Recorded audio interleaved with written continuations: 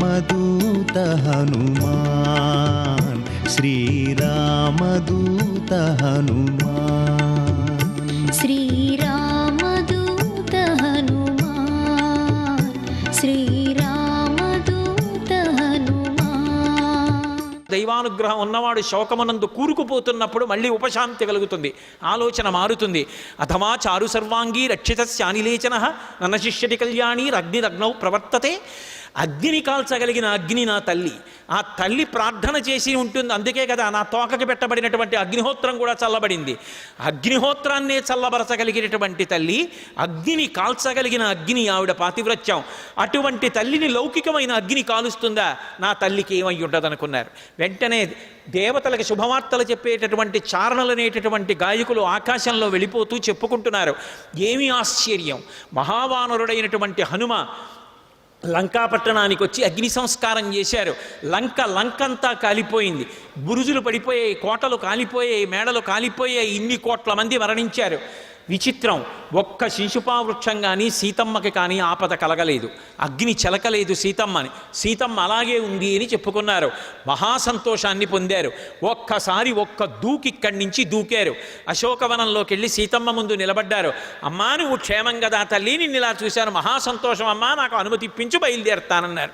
నాయన రాక వచ్చావురా నాయన, రామకథ చెప్పావురా, రామనామం చెప్పావురా, అప్పుడే వెళ్ళిపోతానంటావు, ఇంకొక రోజైనా ఉండి ఎక్కడో పొదలో ఉండి మళ్ళీ రామకథ రామనామం చెప్పరా తండ్రి. ఏంది ఆవిడ? కాదమ్మా బయలుదేరాలి, రామకార్యం నిర్వర్తించాలి, కాబట్టి బయలుదేరుతానమ్మా, నాకు అనుజ్ఞ ఇమ్మన్నారు. అమ్మకి నమస్కారం చేశారు, అమ్మ యొక్క ఆశీర్వచనాన్ని పొందారు. మళ్ళీ బయలుదేరి తుంగపద్మకజుష్టాభిర్నీలాభిర్వరరాజిభి సోత్తరీయమివాంబోధై శృంగాంతర విలంబిభి అంటారు మహర్షి.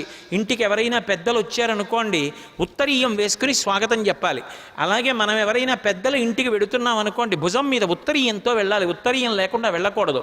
స్వామి అరిష్టమనేటటువంటి పర్వతం ఎక్కి మళ్ళీ ఉత్తర దిక్కుకు వెడుతున్నారు. ఆ ఉత్తర దిక్కుకు వెళ్ళడానికి వెడితేట పర్వతం ఉత్తరీయం లేకుండా హనుమ లాంటి మహానుభావుడికి స్వాగతం చెప్పకూడదని మేఘమండలాన్ని ఉత్తరీయంగా వేసుకుందిట. అందుకని చెప్పి సోత్తరీయమివాంబోధై శృంగాంతర విలంబిభి. ఎంత సౌందర్యం, ఎంత ధర్మం, ఎక్కడెక్కడ అవకాశం ఉంటే అక్కడక్కడ అద్భుతాలు ఆవిష్కరిస్తారు మహర్షి. బయలుదేరారు. పిబన్నివ బభూచాపి శూర్మిమాలం మహార్ణవం పిపాసరివచాకాశం దదృశీ సమహాకపి. ఆకాశాన్ని సముద్రాన్ని తాగేస్తున్నారా అన్నట్టుగా మళ్ళీ బయలుదేరారు, ఉత్తర దిక్కుకు వస్తున్నారు. కొన్ని కోట్ల మంది వానరులు. ఆవలి ఒడ్డున హనుమ దర్శనం అయిందంటారో అవలేదంటారో, అవలేదన్నారా, ఇంతమందికి శిరచ్ఛేదం సుగ్రీవుడి చేత. హనుమకి సీతమ్మ తల్లి దర్శనమైందా మన ప్రాణాలు దక్కుతాయి. అందరూ ఉత్కంఠతో, కొండలు కనబడితే కొండలు, గుట్టలు కనబడితే గుట్టలు, చెట్లు కనబడితే చెట్లు అన్నీ ఎక్కి ఎదురు చూస్తున్నారు.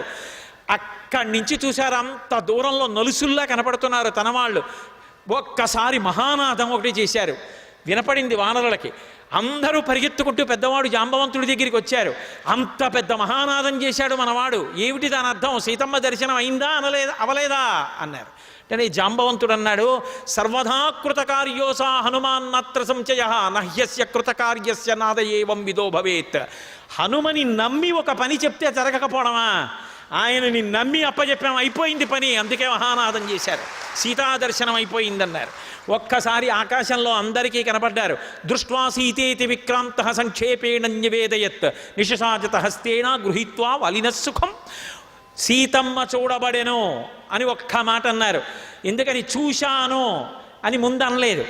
తర్వాత మాట ఈ ఘోషలో ఎలా వినపడుతుందో, సరిగా వినపడుతుందో వినపడదో, అందుకని చూడబడెను సీతమ్మ అంతే. ఈ వానరులు సంతోషపడిపోయారు. తోకల్ని తీసుకెళ్లి కర్రల్లా నించోపెట్టారు, చేత్తో పట్టుకున్నారు. చెట్లు ఎక్కారు, కొండలు ఎక్కారు, గుట్టలు ఎక్కారు, కిందకి దూకారు, పైకి ఎక్కారు. హనుమ వచ్చి కిందకి దిగగానే సంతోషంతో వచ్చారు, ఆయన్ని ముట్టుకున్నారు, పాటలు పాడారు, ఆడారు, దూకారు, దుమికారు, అటెళ్ళారు, ఇటు వచ్చారు, పర్వత గుహలోకి వెళ్ళారు, అంగదుడితో కలిసి కూర్చున్నారు. జాంబవంతాదులు అందరూ కూడా చుట్టూ కూర్చున్నారు. అక్కడికి వెళ్ళిన తరువాత ఏం జరిగిందో సముద్ర లంఘనం దగ్గర నుంచి పూసగుచ్చినట్టుగా ఒక్క విషయాన్ని విస్మరించకుండా సర్వ విషయాలు మనవి చేశారు. సర్వం శ్రీ ఉమామహేశ్వర పరబ్రహ్మార్పణమస్తు. స్వస్తి.